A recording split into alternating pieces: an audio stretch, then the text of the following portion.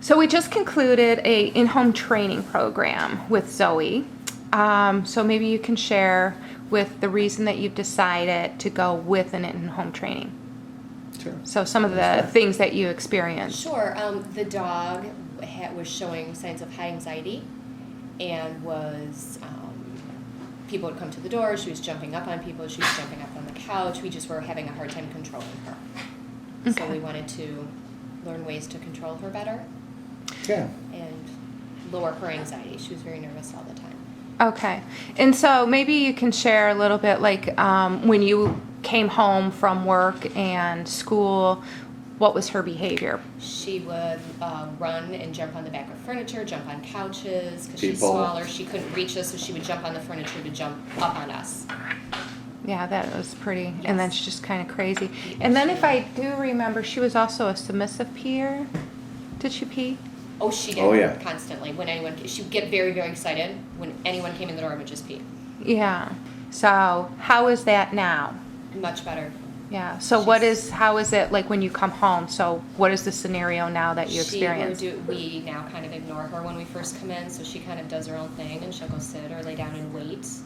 And then calmly, we'll call her over, and she's very calm, and she lets us pet her without even jumping up. Okay. I think part of it also was that we're a lot more calm, and not the clapping of the hands and getting her, exciting her even more. So I think some of the things that we learned as well with how to manage that, it worked. I mean, almost instantly.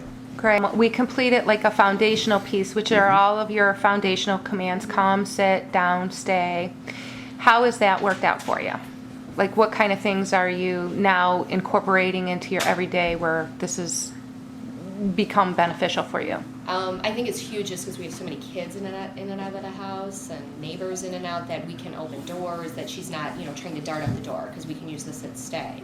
If we're trying to get something out of the pantry and she knows her food's in there, she's not running and trying to knock us over to get the pantry because we can use those commands as well. And Yeah. when we come home, we can use those too, so she's not crazy. Right.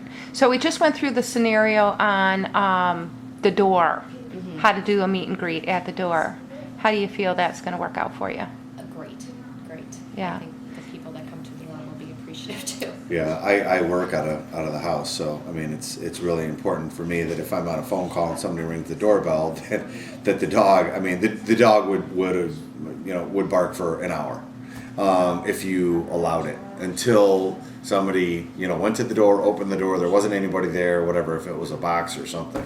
So it helps me out dramatically, considering I can try to maintain a little bit quieter of a household and not have to bury myself in the basement every time I think the UPS guys come. So. So the dog has done well. What were the benefits for you all? I mean, that you learned as far as dog ownership and how to maintain her behavior. And so how has that changed for you? Because I think you've come a long way. Yeah, we need to run the household and the dog doesn't need to run the household.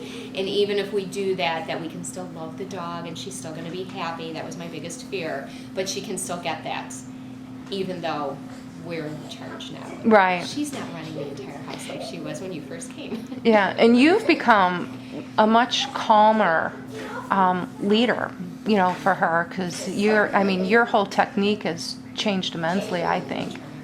Yeah, no, you guys did a great job. She really turned We had out a good nice. teacher, so thank you. Oh, no problem. Very good teacher. All right. Well, thank you.